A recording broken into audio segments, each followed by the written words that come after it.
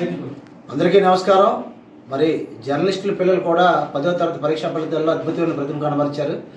మరి అందులో భాగంగానే యోగితా బిందు 595 మార్కులతో టాపర్గా నిలిచింది. అలాగే మిగతా అమ్మాయిలు కూడా చక్కగా స్కోర్ చేశారు.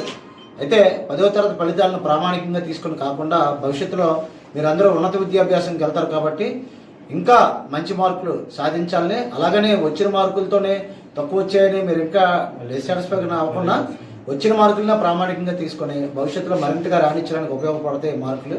అందుకనే ఈ పిల్లలను ప్రోత్సహించాలనే ఉద్దేశంతోనే ఈరోజు కేవలం జర్నలిస్టుల పిల్లలు మొత్తం 9 మందిలోకి ఈరోజు 6గురికి ముందుగా సత్కరించి విద్యా ప్రోత్సాహకాలు అందించాం.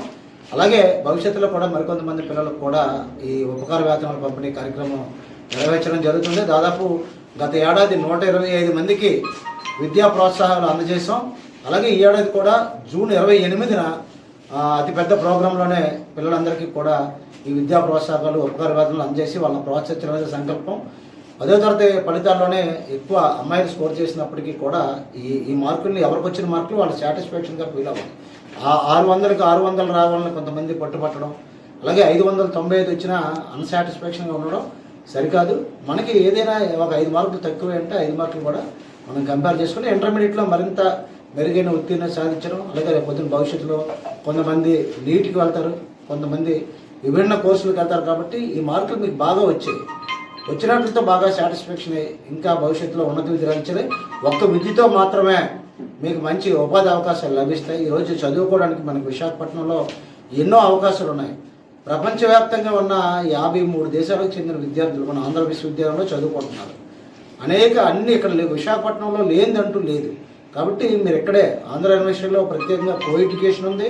అలాగే లేడీస్కి వేరు, జెంట్స్కి వేరు కూడా క్యాంపస్లు ఉన్నాయి. కాబట్టి మీరు పిల్లలందరూ కూడా చక్కగా తల్లిదండ్రులు సమన్వయం చేసుకొని మంచి ఉన్నత విద్యాభ్యాసం సాగించి వారి మీద ఆధారపడకుండా మంచి ఉపాధి అవకాశాలు ఈ పోటీ ప్రపంచంలో మనకి మనం ఎంతగా బాగా ఏదైనా కాంపిటేటివ్ ఎగ్జామ్లో స్కోర్ చేయగలుగుతామో అంత మంచి ఉన్నత ఉద్యోగం వస్తుంది. కాబట్టి ఎవరు కూడా దేనికి ఎట్టి పరిస్థితులు కూడా డిప్రెషన్కి లోన్ కాకూడదు. చిన్న చిన్న విషయాలకి ఒత్తిడి గురైపోవడం, తల్లిదండ్రుల మీద ఒత్తిడి తేవడం కూడా చేయకూడదు. 1 మార్కు 2 మార్కులు తగ్గాను కూడా ఫీల్ అవ్వకూడదు. చాలామంది కన్నా మనం బెటర్ పొజిషన్లో ఉన్నామని చూసుకోవాలి. మేము చదువుకున్నప్పుడు 300 రావడం 350, అప్పుడు 360 వస్తే ఫస్ట్ 87, 88లోనే 360 10th క్లాస్ ఫస్ట్. 360 వస్తే 300 రావడం కూడా పెద్ద గగనంగా భావించారు. ఇప్పుడు మీకు 600కి 595 వచ్చినా ఇంకా అన్సాటిస్ఫాక్షన్ ఉంటే అది కాదు. కాబట్టి దాన్ని ఇంకా మంచి మాకు బెటర్ మార్కులు వచ్చాయి. మిగతా స్టూడెంట్ల మీద అలాగైతే 500 వచ్చిన వాళ్ళు 450 వచ్చిన వాళ్ళ పరిస్థితి ఏంటి? అందరూ పాస్ అవుతారు. కానీ అలా అని కాదు, మనం రాసిన దాన్ని బట్టి మనకి మంచి మార్కులు వచ్చాయి.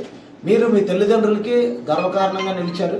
ఈరోజు మిమ్మల్ని అందరినీ కూడా నేను కూడా పిలిచి మీ మెడలో కండువ వేసి మీకు ప్రత్యేకంగా విద్యా ప్రోత్సాహం అందజేసినంటే కారణం ఏంటంటే మీకు మంచి మార్కులు రాబట్టి ఇంకా చాలామంది ఉన్నారు. ఎందుకంటే మిమ్మల్ని ప్రోత్సహించాలి. ఈ ప్రోత్సాహం వల్ల మీలో మరింత స్ఫూర్తి కలుగుతుంది. ఇంటర్లో మంచి స్కోర్ చేస్తారు మీకని చెప్పి, అంతేగాని మార్కులు తక్కువ వచ్చిన వాళ్ళు వేరే విధంగా తీసుకోవడం, ఎక్కువ వచ్చిన వాళ్ళు ఎక్కువ ఉండకూడదు. అందరూ సమానమే.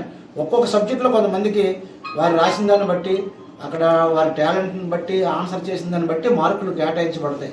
కొంతమంది లాంగ్ ఆన్సర్ నోట్ చేసినప్పటికీ కూడా దాంట్లో కంటెంట్ లేకపోతే మార్కుల పర్సంటేజ్ తగ్గిపోతుంది మనం ఎంత రాసినప్పటికీ కూడా.